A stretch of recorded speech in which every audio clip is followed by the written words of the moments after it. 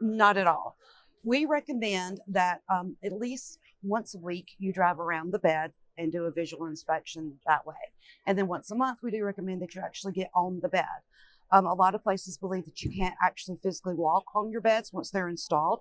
That's simply not the case.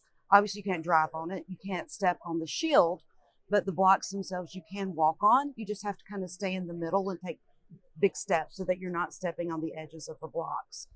So that's how you do your visual inspection.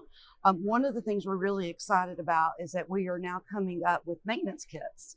And with the maintenance kits, as you're out doing your inspections once a month and walking on the bed, you actually have this little kit that you're going to take with you. You see a problem with the seam seal, you've got your kit, you lay it down, you fix your seam seal, and you go on about your business. That way things are happening once a month.